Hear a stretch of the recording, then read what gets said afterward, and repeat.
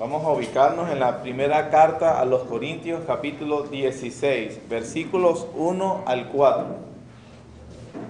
Primera carta a los Corintios, capítulo 16, versículos 1 al 4. Dice la Biblia: en cuanto a la ofrenda para los santos, haced vosotros también de la manera que ordené en las iglesias de Galacia. Cada primer día de la semana, cada uno de vosotros ponga aparte algo, según haya prosperado, guardándolo, para que cuando yo llegue no se recojan entonces ofrendas. Y cuando haya llegado, a quienes hubiereis designado por carta, a estos enviaré para que lleven vuestro donativo a Jerusalén. Y si fuere propio que yo también vaya, irán conmigo. Oremos. Señor, seguimos en la adoración que tu nombre merece, a través de los cantos y esta vez la exposición de tu palabra. Oh Dios, que ella reine en nuestras vidas. Ayúdanos con tu Espíritu Santo. Dame el entendimiento y claridad para hablar y ser fiel a ella, Señor. Honrarte a ti. Que el verdadero temor sea el temor hacia ti. Temblar ante tu palabra, Señor, y no ante los hombres.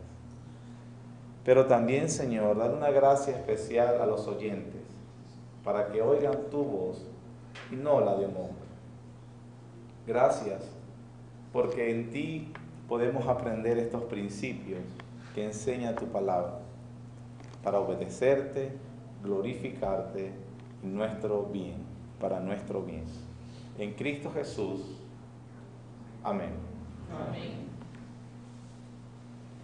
Nuestra exposición consecutiva a los Corintios, que tenemos, creo, no sé si un año o aproximadamente ese tiempo, sabemos los que tienen viniendo consecutivamente a la iglesia que tratamos cada párrafo de la palabra de Dios sin saltarnos nada. Y en este caso corresponde hablar acerca de las ofrendas.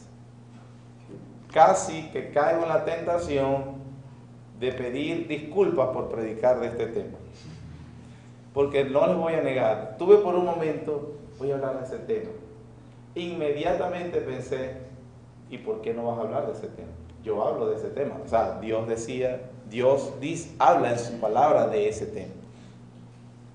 Y es a veces el abuso, los excesos, la desvirtuación que hacen lobos mercaderes de la fe, que convierten un tema que Dios habla claramente como algo que no se debe, un tema tabú, un tema mundano, un tema que no se puede comentar.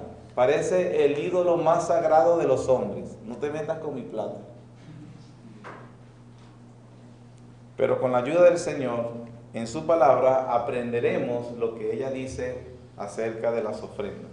Por supuesto, no hubo mejor introducción que la escuela dominical que dio el pastor David. Pero vamos entonces a hablar acerca de lo que nos dice el capítulo 16. Solo digo este comentario inicial y lo retomaré al final. Pablo acaba de terminar el capítulo más glorioso, profundo, acerca de la resurrección. E inmediatamente habla del dinero. ¿Por qué? El sermón responde la pregunta y volveremos a tocar el tema. Versículo 1.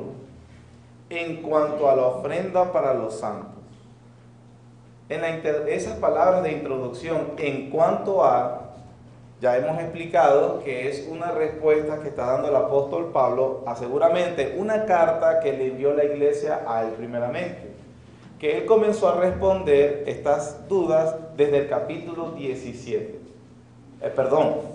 Capítulo 7, desde el capítulo 7. Capítulo 7, versículo 1, empieza, en cuanto a las cosas que me escribiste, habla del matrimonio, habla de las vírgenes, habla acerca de los sacrificados a los ídolos y trata todos los temas, llevándonos al tema de la resurrección que terminamos la última vez, y entonces empieza a dar una respuesta sobre las dudas que tenían los corintios sobre la ofrenda. Y él enseña entonces un principio importante sobre la mayordomía del dinero. La administración que los cristianos deben tener sobre los recursos que Dios les da. El principio, y miren el nombre que utilizo, es mayordomía. ¿Y qué significa que uno es mayordomo de algún recurso? Que uno no es dueño, uno es un simple administrador.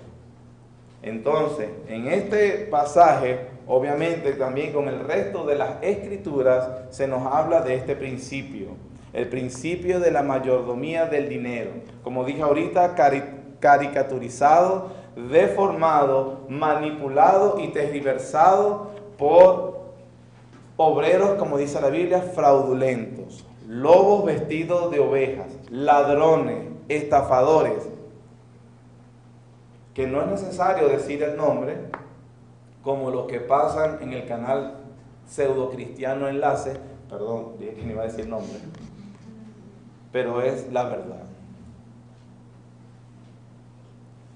Sin embargo, a veces los cristianos, al reaccionar contra un error claro que se comete contra las Escrituras, se van a un extremo que también no es el que dice las Escrituras, como por ejemplo no tocar el tema. Pero vamos al tema. Una de las tareas del apóstol Pablo, que él no descuidó en su tercer viaje misionero, junto por supuesto a la confirmación de los creyentes y las iglesias que el Señor había levantado a través de su ministerio por toda Asia, fue el de la recolección de una ofrenda especial. Pablo, en todo su tercer viaje misionero, no descuidó ese propósito que tenía, entre otras cosas, de recoger una ofrenda especial para unos santos. Y la iglesia de Corinto era precisamente una de esas iglesias que él había hablado, o les había hablado sobre la recolección de esa ofrenda. ¿Quiénes eran esos santos? ¿A quién se refiere Pablo cuando habla la ofrenda para los santos? El versículo 3 nos dice la identidad de los santos. Y cuando haya llegado, a quienes hubiereis designado por carta, a estos enviaré para que lleven ¿qué? Vuestro donativo, la ofrenda, ¿a dónde? A Jerusalén. Es decir, había Pablo en su tercer viaje misionero a través de las iglesias del mundo no judío, que se conoce con el término gentil, del mundo gentil, recoger una ofrenda especial precisamente para los santos o los cristianos que estaban en Jerusalén. Una ofrenda que tenía ese propósito específico, ayudar a los necesitados en esta ciudad, porque al parecer estaba pasando por una hambruna, por una situación, probablemente había llegado la revolución allá y todas las cosas habían caído. Lo cierto es que estaban en muy gran necesidad los cristianos en Jerusalén. Había mucha pobreza, había una pobreza que había golpeado extremadamente a la ciudad. De hecho, había sido profetizada anteriormente por un profeta en Hechos, capítulo 11, versículo 27. Vamos, sin perder el texto de estudio de Corintios 16, a Hechos, capítulo 11. Versículos 27 al 30. Dice la Biblia: en aquellos días, unos profetas descendieron de Jerusalén a Antioquía. Levantándose uno de ellos, llamado Ágabo, daba a entender por el Espíritu que vendría una gran hambre en toda la tierra habitada, lo cual sucedió en tiempo de Claudio. Entonces los discípulos, cada uno conforme a lo que tenía, determinaron enviar socorro a los hermanos que habitaban en Judea, lo cual en efecto hicieron, enviándolo a los ancianos por mano de Bernabé y de Saulo. Aquí entonces nos pone el contexto de, inclusive el Señor les había permitido de que un profeta les anunciaba que vendría muy pronto un hambre en la tierra de Judea, de Jerusalén, habría escasez de productos, iba a haber superinflación, iba a haber escasez de efectivo, la producción se iba a detener y entonces todos, no cristianos y creyentes, iban a estar pasando por una necesidad muy grande, una gran hambruna. También vemos que es la iglesia de Antioquía que se mueve para enviar una ofrenda, pero Pablo sabe, a través de Saulo, a través de Bernabé, que la ofrenda de los hermanos de Antioquía probablemente va a ayudar a algunas cosas, pero no va a ayudar el todo. Y entonces él, en su tercer viaje misionero por las iglesias que él visita, mueve la sensibilidad de las iglesias para que socorren, para que ayuden a los santos de Jerusalén que iban a estar pasando por esta hambruna. Pablo tenía, podemos decir, dos propósitos con la recolección de esta ofrenda. El primer propósito, quisiera que pudieran creárselos en su mente la imagen, tenía un primer propósito obvio. ¿Cuál era el primer propósito obvio al recoger las ofrendas para los santos? Ayudar a estos cristianos en tanta necesidad. Era el obvio, estaban pasando por una hambruna y quisiera que nosotros recogiéramos unas ofrendas para ayudar a estos hermanos que están pasando por extrema pobreza. Había un segundo propósito en Pablo, se nos enseñan las Escrituras, al ir por las iglesias de Asia Menor, a aquellas iglesias que no eran mayormente compuestas por ciudadanía judía, sino gentil. Para este tiempo, si alguno no conoce esta distinción, para este tiempo el mundo se dividía según la mente de Pablo, según la mente de los hombres de esta época, sobre todo judíos, en dos clases de personas. Judíos, los que tienen de Abraham, los israelitas, los hebreos, y el resto del mundo, que es gentil, el resto de las naciones. Solo dos distinciones. Nosotros tenemos varios, nosotros decimos venezolanos, colombianos, latinoamericanos, europeos, norteamericanos. Para nosotros hay varias distinciones, todas válidas, ninguna mejor que otra. Pero para aquel momento solo dos distinciones. Judíos, pueblo objeto del llamado de Dios, el resto de todo el mundo gentil. Pablo entonces está yendo a las iglesias, recuerden que él es apóstol a los gentiles, él es el instrumento de Dios para precisamente llevar el evangelio a ese mundo no judío, el resto del mundo, y él empieza a formar iglesias, pero también comienza a este segundo propósito de recoger una ofrenda para ayudar a estos hermanos. Esa segunda intención, parte de la primera obvia, era una tarea incansable que tenía Pablo, hermanos, escúchenme, para unir a judíos y gentiles cristianos en una gratitud mutua al Señor. Ese segundo propósito de Pablo, recoger las ofrendas de las iglesias de origen gentil o de compuesta por ciudadanía gentil, ese era también, con ese propósito en él incansable, para unir a iglesia gentil y judía en una gratitud y adoración mutua al Señor. ¿Por qué? Entendiendo, como nos explicaban esta mañana, acerca de ese lugar especial en el antiguo pacto que tuvo la nación de Israel como pueblo elegido de Dios, como objeto de la bendición y atención especial de Dios en un periodo de la revelación y del trato de Dios con la humanidad. De hecho, si vamos al primer llamado, que es con Abraham, una cosa que habían perdido los judíos es que Dios llama a Abraham para sacar un pueblo especial de él, que es los judíos, pero entre las promesas le dice: en ti, en esa simiente, serán benditas todas las naciones, todas las familias de la tierra. Si bien es cierto que Israel tuvo un lugar preponderante y especial durante la revelación de Dios, no solamente con el objeto de bendecir a los israelitas, porque Dios así lo enseña el antiguo pacto, pero a través de la bendición que recibirían ellos serían testimonios para bendecir al resto de las naciones. Obviamente, mientras esta nación de Israel sirviera como un instrumento evangelizador en el mundo. Nosotros sabemos por la historia, como nos han contado, la Biblia nos dice, como hemos enseñado acá, que Israel perdió ese lugar especial, y entonces el Señor, a través del sacrificio de nuestro Señor Jesús, enseñándonos el nuevo pacto, hablándonos de que ese pueblo especial no es una nación étnica como Israel, sino que es la iglesia, llamada también en el Nuevo Testamento el verdadero Israel, que está compuesto por judíos, pero también por hombres de todas las naciones, aquellos que vengan en arrepentimiento y fe al Señor Jesucristo. ¿Me estoy explicando?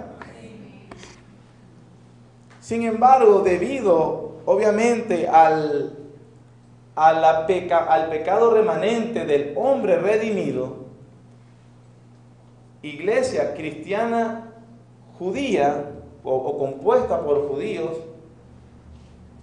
pronto se volvió una rivalidad, una pelea con aquellas iglesias compuestas por ciudadanos de origen gentil. Y de alguna manera un dimes y diretes con que Dios no puede bendecir a ellos, Dios está con nosotros, la salvación es solamente para nosotros, la gracia es para nosotros, para ellos no. Y eso era algo inaceptable para el apóstol Pablo. De manera que en el proceso de inclusive llevar el evangelio a los gentiles, también desde aquel flanco de los gentiles, trataba de ayudar a la iglesia judía como una demostración del amor que se tiene que tener. Por eso Pablo en Efesios dice en el capítulo 3 que de los dos pueblos hizo uno solo, derribando la pared intermedia de división que había entre nosotros, que las riquezas de la gloria de Cristo eran tanto para judíos y también para gentiles que creyeran en Jesús. Amén. Y un medio que él utilizaba para unir a ese pueblo, para que no se dividiera más, para limar las asperezas, para acortar la distancia, era precisamente ese esfuerzo en pedir la ayuda a las iglesias gentiles fuera de Jerusalén, que no tenían el problema económico que ellos sí tenían, y traer esas ofrendas para traérselo y así unirlos en adoración mutua. ¿Sí me estoy explicando? Ahora, dije, un primer propósito obvio, ayudar a los necesitados. Un segundo propósito, unirlos en una adoración y gratitud mutua al Señor. Esos dos propósitos estaban fundamentados en un principio que motivaba al apóstol Pablo a pedir esa ayuda a las iglesias gentiles. Un principio que era precisamente el que sustentaba y motivaba a esa libertad, si se puede decir, o a esa también osadía. Ayuden a sus hermanos judíos que seguramente tienen prejuicios con ustedes. Sí, seguramente no se relacionan mucho con ustedes, pero están en una necesidad y ustedes están obligados a ayudarlos. ¿Cuál era ese principio? ¿Cuál era ese principio que sustentaba estos dos propósitos del apóstol Pablo y que es el que nosotros debemos aprender? Y aquí vamos a ir dando respuesta al tema de las ofrendas. El principio nos los va a aclarar, sin perder Corintios, Romanos capítulo 15.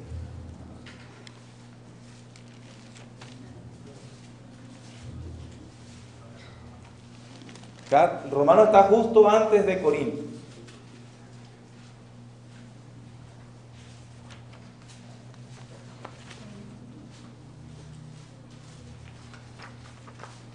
Romanos capítulo 15, versículos 25 al 27. Dice la Biblia. Está hablando Pablo y dice: mas ahora voy a Jerusalén para ministrar a los santos, porque Macedonia y Acaya tuvieron a bien hacer una ofrenda para los pobres. Acaya, hermano, era la provincia donde estaba Corinto. Entonces, la ofrenda que él está hablando en Corintios 16 es esta que está hablando en Romanos también. Veo desde el versículo 26. Porque Macedonia y Acaya tuvieron a bien hacer una ofrenda para los pobres que hay entre los santos que están en Jerusalén. tuvieron a bien hacer una ofrenda para los santos que están en Jerusalén. Una aprobación voluntaria y gozosa. Ellos les parecía bien. Ellos aprobaban esa iniciativa voluntaria y gozosamente. ¿Cierto? Versículo 27. Pues les pareció bueno y son deudores a ellos. Porque si los gentiles han sido hechos participantes de sus bienes espirituales, deben también ellos ministrarles de los materiales. Observa, hermanos, estos dos principios que enseña el apóstol Pablo en Romanos 15, 25 al 27. El principio de una aprobación voluntaria y gozosa en ayudar a los hermanos que estaban en necesidad, pero ellos tenían un deber que cumplir. En nuestra mente, estos dos principios se autoexcluyen. No, hay cosas que a mí me gusta hacer y hay cosas que debo hacer y no me agradan. Y bueno, y si hay que hacerlo, hay que hacerlo. ¿Qué más? En la Biblia estos dos principios no se contradicen, no se excluyen, coexisten inclusive en el creyente por la habitación del Espíritu Santo. ¿Cuáles dos principios? La aprobación voluntaria y gozosa y el sentido del deber. Debían ayudarlos. Ellos lo aprobaban voluntaria y gozosamente.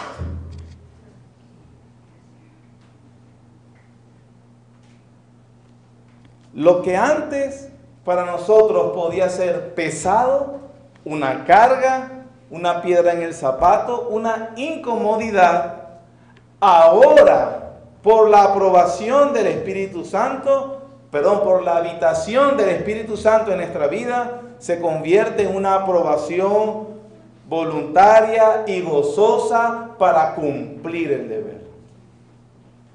Y todo en la vida cristiana es así, hermano. Todo. ¿El cristiano debe congregarse o no debe congregarse? Es su deber. Es un mandato de Dios. ¿Qué sucede cuando una persona realmente, qué le podemos decir, qué le debemos decir a alguien que realmente no tiene ninguna inclinación, ni la más mínima de prepararse para el día de adoración que Dios mismo lo ha convocado? Está muerto espiritualmente. Es un deber, pero realmente el cristiano tiene una aprobación voluntaria y gozosa de estar en la casa de Dios adorándole. El cristiano no está en la iglesia. ¿Qué estuviera haciendo ahorita? ¿Cómo estuviera en la playita?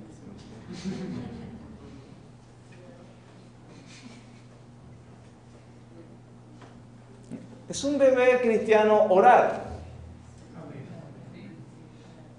El cristiano también aprueba voluntaria y gozosamente orar.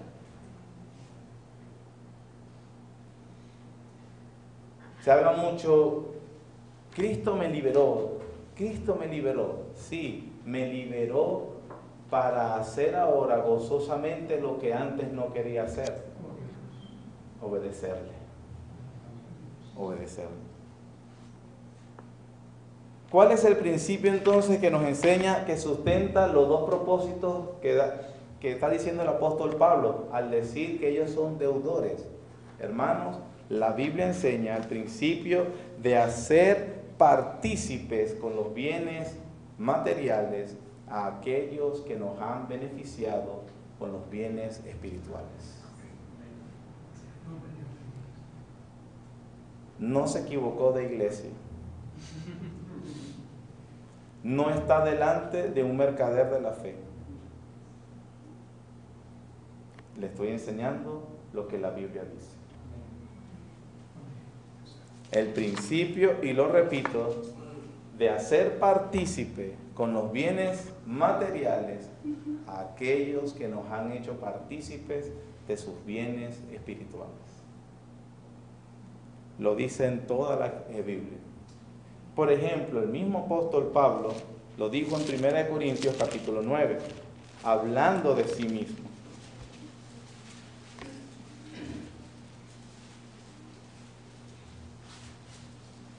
Capítulo 9, versículo 7.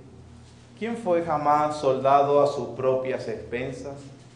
¿Quién planta viña y no come de su fruto?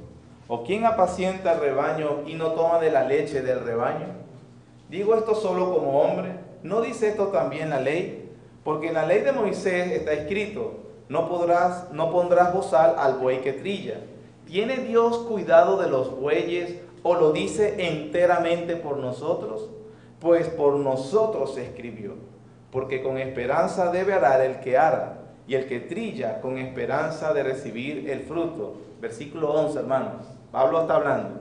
Si nosotros sembramos entre vosotros lo espiritual, ¿es gran cosa si segáremos de vosotros lo material?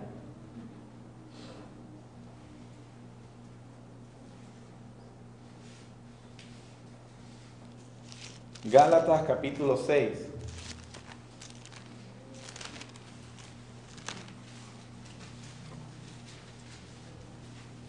Gálatas capítulo 6, versículo 6, dice: el que es enseñado en la palabra, haga partícipe de toda cosa buena al que lo instruye. Qué tema tan mundano, ¿verdad? Qué tema tan materialista. Es la enseñanza de la palabra de Dios, que no hace esa distinción en que hay cosas o áreas en la vida que es espiritual y otras que son secular. No existe tal división en la Biblia. La palabra de Dios dice que todo nuestro ser, todo lo que somos, debe ser consagrado a Dios.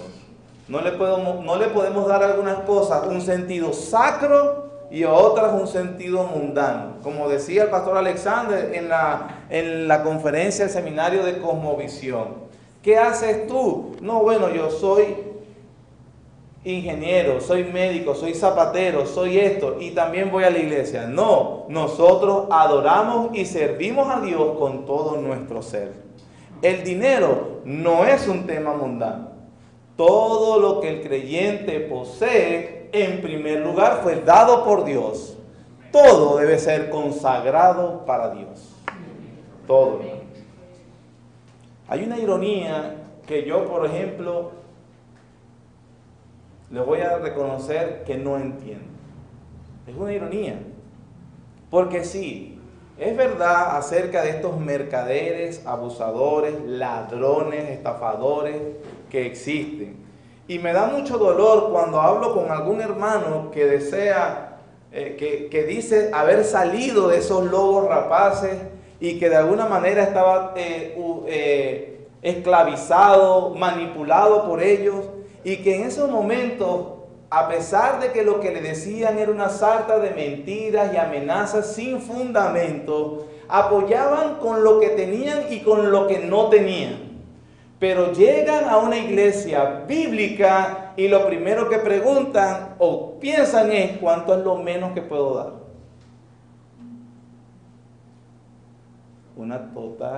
Una completa ironía. Para la mentira dan todo, inclusive en lo que no tienen. Para cuando supuestamente han alcanzado la verdad,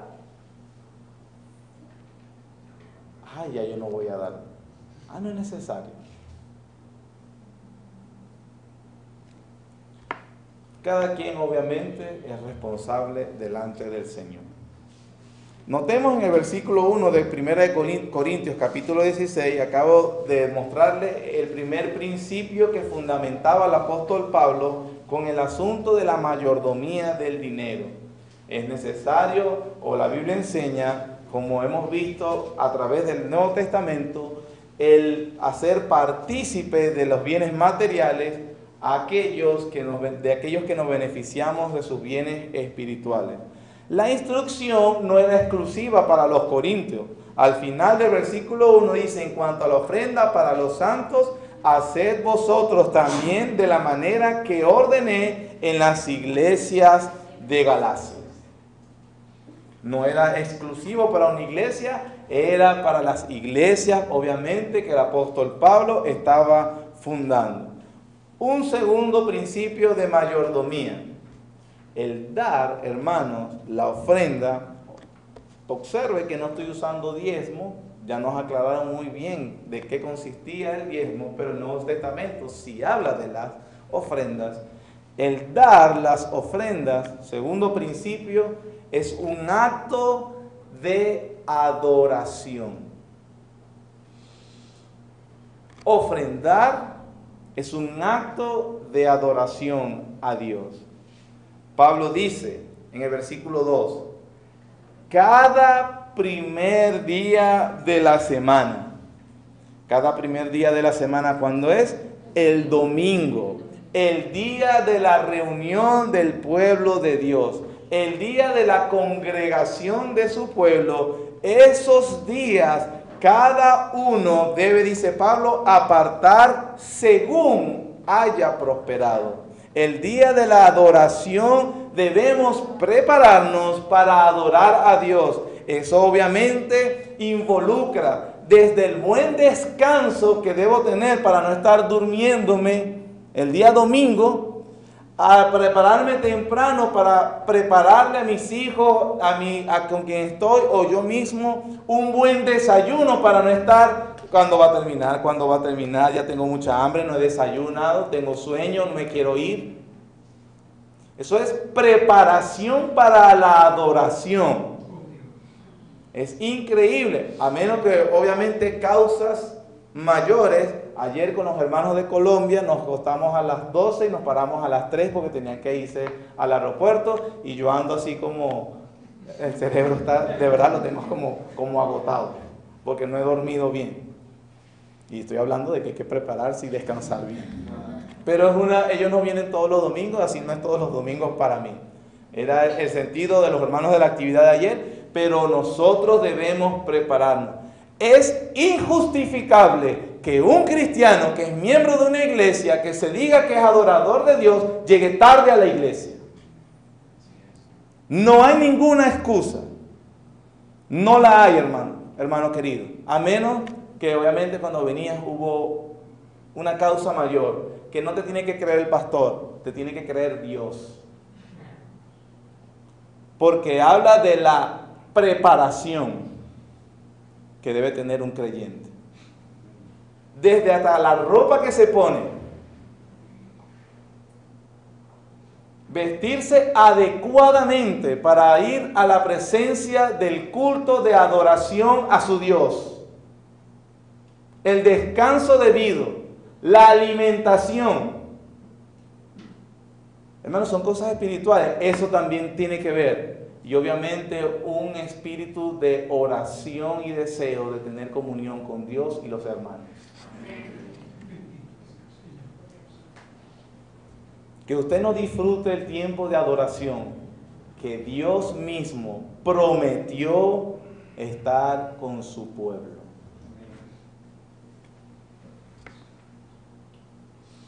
Donde estén 2 o 3, yo estaré con ustedes. Entonces, cada primer día de la semana, que es el día de adoración comunitaria, no, los días de adoración son todos los días. Sí, a Dios debemos adorarlo todos los días, pero Dios designó el día domingo como el día especial de su adoración comunitaria, colectiva. Su pueblo se debe reunir a adorar. Y en esa adoración, Pablo habla, parte de esa adoración, que son los cantos que son la predicación de su palabra, que son las oraciones, también están las ofrendas, como acto de adoración. Siempre en la palabra de Dios, apartar algo, consagrar algo para Dios, era tomado como un acto de adoración. El Altísimo, el Dios soberano, el Creador, el Señor, le dijo a los israelitas: el primogénito del que habla toda matriz es mío. Sin explicación. Es mío. Y todo israelita que debía ser fiel a la ley, sabía que su primer hijo era consagrado a Dios. Apartarlo. Y así es Dios. También eran los diezmos, como nos explicaron esta mañana. Y así cada cosa. En el versículo de Romanos 15:25 que nosotros leímos, que decía: voy a Jerusalén para ministrar a los santos. Esa palabra ministrar, que también se puede traducir como servir, la palabra griega es leturgeo, si se pronuncia así, creo que se pronuncia así, leturgeo. Leturgeo, hermanos, una referencia al servicio sacerdotal. Es más, la palabra en español liturgia viene de esa palabra griega leturgeo. Entonces significa que al ministrar ese donativo que le está dando los hermanos de Roma también para los santos de Jerusalén, Pablo dice que era un servicio espiritual, un acto de adoración que se hacía a Dios. Como todo en nuestra vida, hasta el trabajo. ¿Cómo debemos trabajar según Colosenses? Como se lo estamos haciendo al Señor y no a los hombres, porque lo estamos adorando. Tanto fue así que un zapatero le dijo al fray Martín Lutero: pero Martín, yo simplemente soy un zapatero, ¿cómo le voy a dar gloria a Dios? Y él le dijo: haz un zapato de tal calidad que cuando la persona se lo calce, él le dé gloria a Dios por la vida de ese zapatero. Imagínense entonces si cada uno de nosotros hiciéramos nuestros oficios en ese sentido, para que la persona que se beneficiara de eso lo obligara, gloria a Dios por la vida de esa persona. Adoración a Dios. Filipenses capítulo 4.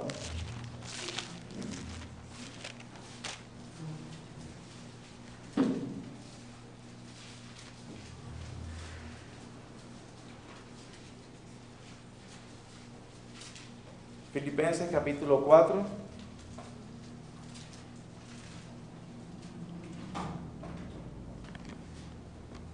Versículo 14. Dice, para darle, vean el subtítulo, no inspirado, pero sí tiene que ver con el tema de los versículos, dice: dádivas de los filipenses. De hecho, la razón de la carta, Pablo respondió a los filipenses, le acaba de llegar a través de Epafrodito, el mensajero de los filipenses, una ofrenda, una dádiva hacia él, para él. Y él responde entonces a la iglesia con la carta a los filipenses. La razón de la carta es que él está agradeciendo el donativo que le llegó. Versículo 14, 4:14. Sin embargo, bien hicisteis en participar conmigo en mi tribulación. Y sabéis también vosotros, oh filipenses, que al principio de la predicación del Evangelio, cuando partí de Macedonia, ninguna iglesia participó conmigo en razón de dar y recibir, sino vosotros solos. Pues a una Tesalónica me enviasteis una y otra vez para mis necesidades. Versículo 17, hermanos, miren. No es que busque dádivas, sino que busco fruto que abunde en vuestra cuenta. Pero todo lo he recibido, tengo abundancia, estoy lleno, habiendo recibido de Epafrodito lo que enviasteis. ¿Qué enviaron? Olor fragante, sacrificio acepto, agradable a Dios. Uno dice, ¿de qué está hablando? De dinero. Pero ¿cómo vas a usar esos términos tan espirituales para hablar de algo tan mundano como el dinero y de un dinero que te enviaron para tus necesidades? Porque usted y yo dividimos lo santo y lo secular. Y el dinero es el estiércol del diablo cuando me toca dar. Pero para la Biblia y el apóstol Pablo le da el nombre que precisamente es para Dios, que es olor fragante, sacrificio acepto, agradable a Dios. Un acto de adoración, hermanos, que Él recibe. Otro principio que nos enseña 1 Corintios 16, 1 y 2. Dice, cada primer día de la semana. ¿Quién es? Cada uno de vosotros. Es decir, que este dar debe ser metódico, sistemático y constante. Debe haber preparación. Debe ser organizado con anterioridad. Por supuesto, está el sentido común de que si usted no recibe semanal, no puede hacerlo semanal.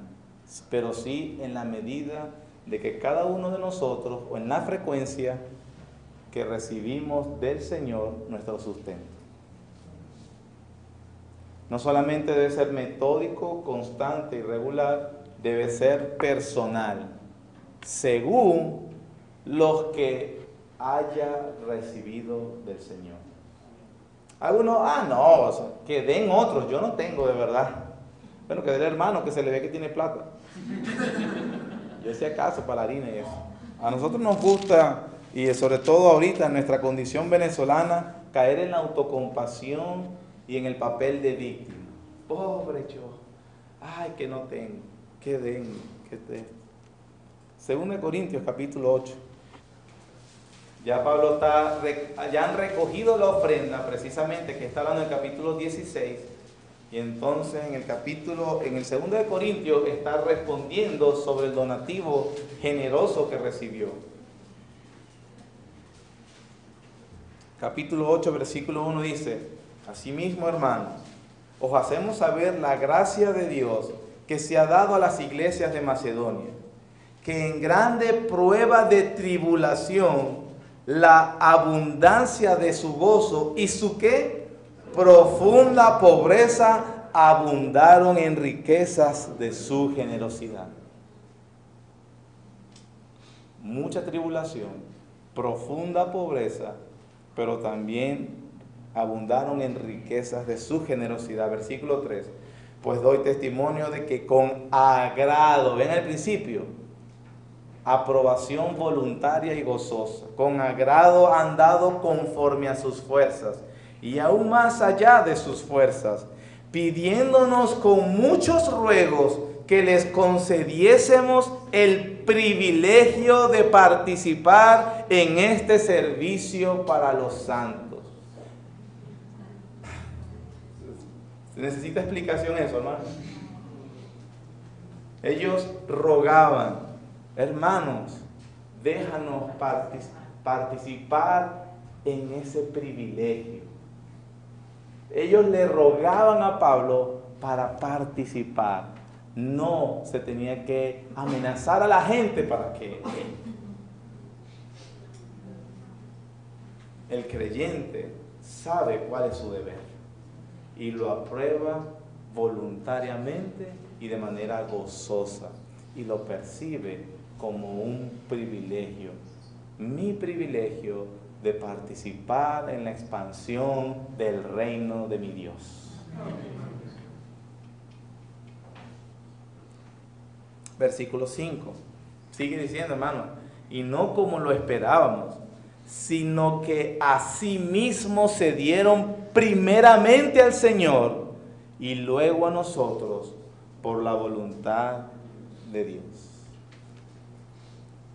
¿Qué se necesita entonces para que alguien verdaderamente tenga esta iniciativa y este mover voluntario, gozoso, feliz para cumplir el deber y verlo como, en vez de una carga, un verdadero privilegio?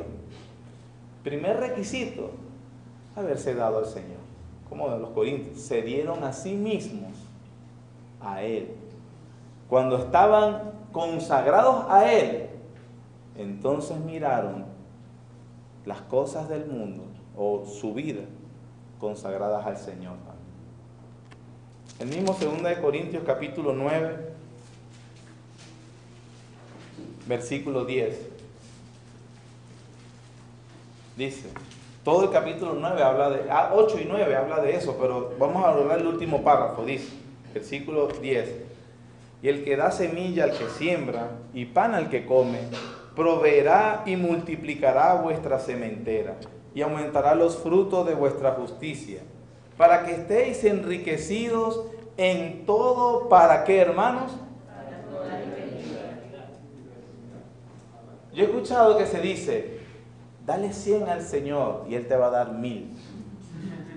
Dale 1000, te va a dar 100,000. Y uno puede tener la actitud mercenaria y sí, para que Dios me dé más.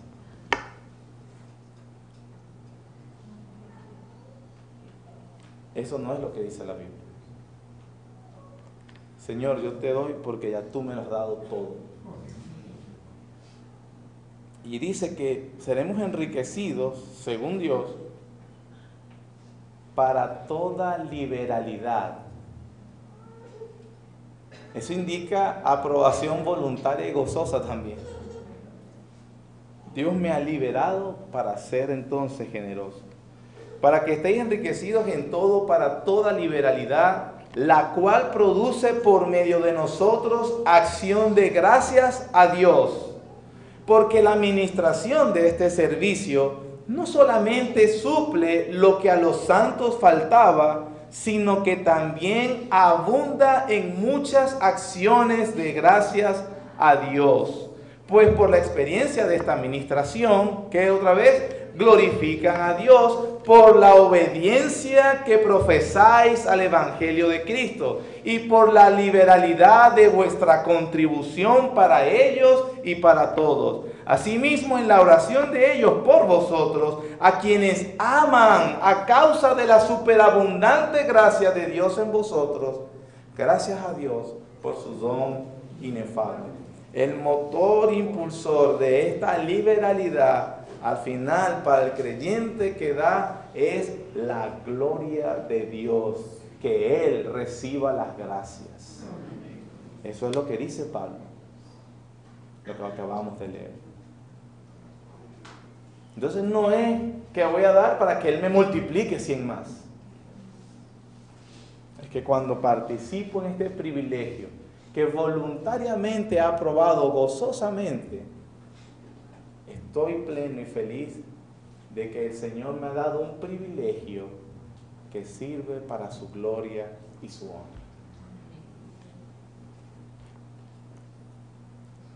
Muchos a veces recuerdan, no lo vamos a buscar, ya el tiempo se me ha ido. En Marcos 12 se habla de la viuda pobre que entregó todo, por ejemplo. Escuche, no está puesto ese versículo para decir que debemos dar todo. Cobre el sueldo y délo todo. No, falso, eso no lo dice la Biblia. Pero el Señor Jesucristo está en persona viendo el acto de la viuda y es pobre y lo está dando todo. También dice en esos versículos que Él estaba viendo que había muchos ricos también dando mucho dinero. Y Él ve a la pobre viuda que da todo que tenía. Y hermanos, es interesante que Él, el Señor Jesucristo, no le dijo, vieja, tranquila, no te preocupes, no, agárralo para ti. Tranquila, vieja, agarra tu dinero, yo te voy a ir cuidando. Aquí hay mucha plata, además los ricos están dando y aquí hay mucho dinero, no te preocupes. ¿Por qué, hermano? Porque Él reconoció que ella lo estaba adorando y Él no rechazó esa adoración, la aceptó. no solamente la aceptó, la resaltó delante de sus discípulos. Ella ha dado más que todos los ricos del mundo. Otra ocasión es cuando aquella mujer se mete con el perfume de alabastro, que es carísimo, uno de los perfumes más caros de la época, y lo quiebra en sus pies. Y los hipócritas empezaron a sacar cuenta, que desperdicio, se hubiese usado mejor ese dinero. Y el Señor Jesús dijo, no, verdad, lo hubiese vendido. Déjala. En cuanto a la viuda y en cuanto a ella, el Señor reconoció la obra del Espíritu Santo que las estaba llevando a adorarlo de esa manera. Y Él no las rechazaba, lo aceptaba. ¿Por qué? Porque el ofrendar es un acto de adoración cristiana.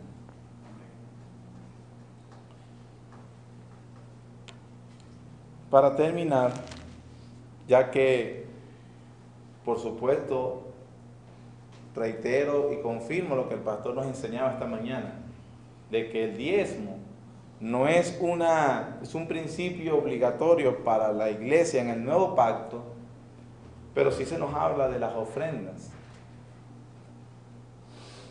La Biblia dice, versículo 2, cada primer día de la semana, cada uno de vosotros ponga aparte algo, según haya que, guardándolo para que cuando yo llegue no se recojan entonces ofrendas. El último principio que quiero hablar está en versículos 3 y 4, donde se enseña aquí también que debe ser manejado apropiadamente y con transparencia. Dice Pablo, y cuando haya llegado a quienes hubiereis designado por carta, a esos, ¿verdad?, no a otros, enviaré para que lleven vuestro donativo a Jerusalén. Y si fuere propio que yo también vaya, está bien, irán conmigo también. En un sentido, hermano, el apóstol era consciente de lo delicado que era el manejo del dinero, de la tentación y de que muchos son amigos de él. Segunda de Corintios, capítulo 8, nuevamente. Estamos en 1 de Corintios, vamos a 2 de Corintios, capítulo 8. Pablo hablando de Tito y de seguramente Lucas, que era su acompañante, hablando de esta ofrenda, vean lo que dice, versículo 19. Y no solo esto, sino que también fue designado por las iglesias como compañero de nuestra peregrinación para llevar este donativo, que es administrado por nosotros para gloria del Señor mismo y para demostrar vuestra buena voluntad. Versículo 20.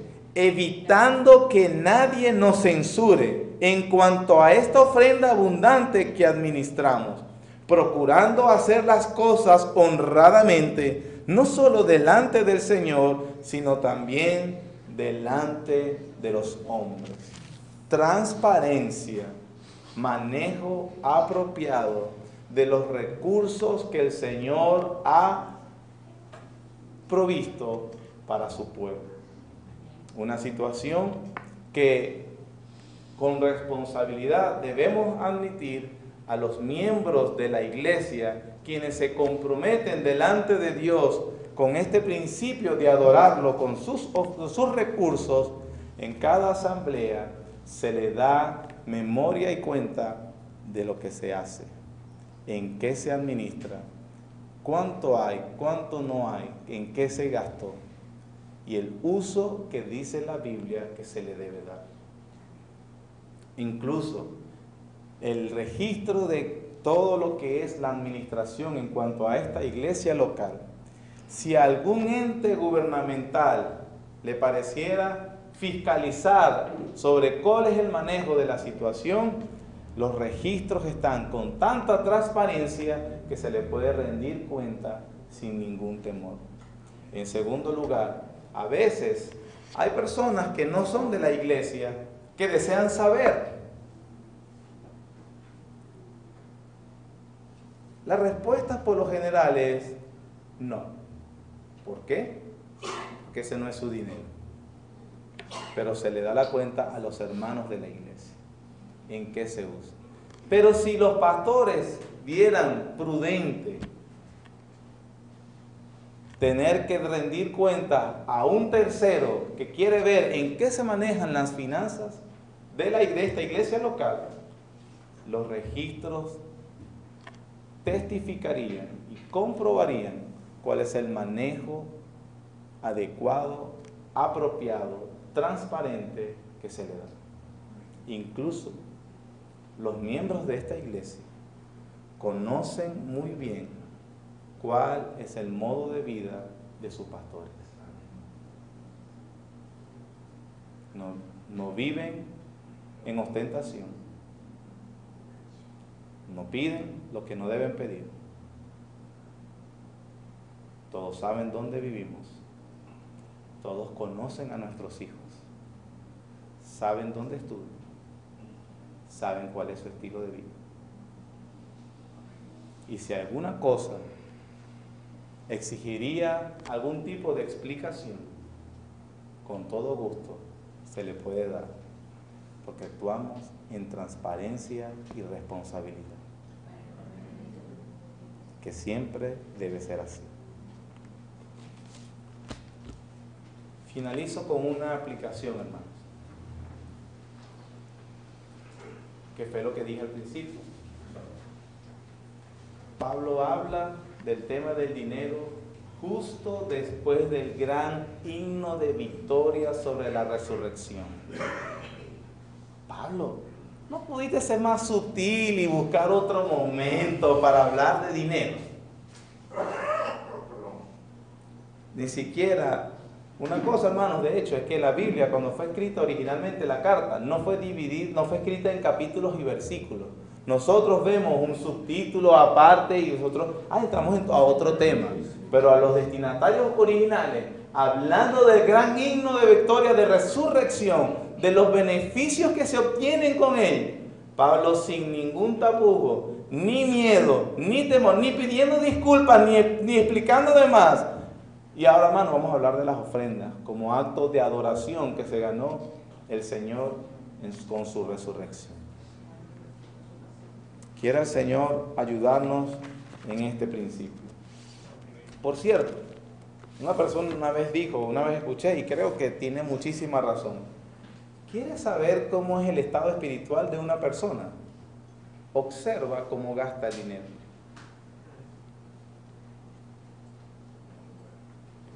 Observa cómo gasta el dinero. Eso indica mucho del estado espiritual de alguien. Hermanos, es cierto que estamos pasando por momentos duros económicamente. Que el Señor nos corte la garganta si algún día usaríamos este púlpito o su palabra para manipular y abusar de los recursos que Dios le ha dado a un hermano en particular. Que el Señor haga que se caiga la lengua y nunca lo permite. Sin embargo, eso no nos excluye de enseñar todo el consejo de Dios con respecto a la administración y mayordomía de nuestros recursos. Es un acto de adoración. No sabemos cuánto gana cada uno. Nunca se lo hemos preguntado. Nunca se lo preguntaremos. No queremos saber cuánto, con cuán frecuencia usted lo hace, ni quién es el que hace esto o aquello. No estamos pidiéndole explicaciones de eso.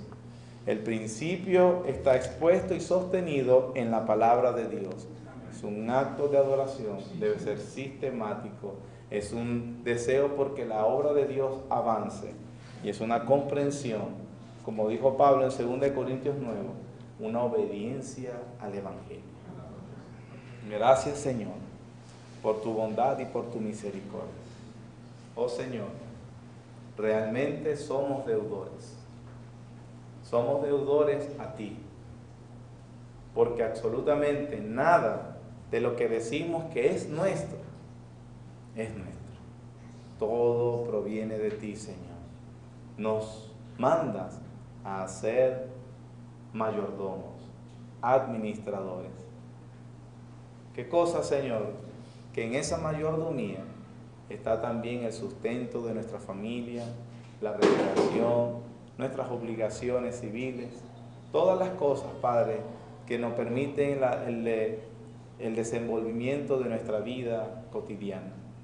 Pero aún en todos esos aspectos, como también la ofrenda que traemos voluntaria y gozosamente para cumplir nuestro deber, es solamente la obra que hace el Espíritu Santo en nuestros corazones. Gracias, Señor, por tu bondad. Permítenos darte una adoración de la que eres digna, Señor. Obra en nuestro ser. En el nombre de Jesús, nuestro amado Salvador. Amén.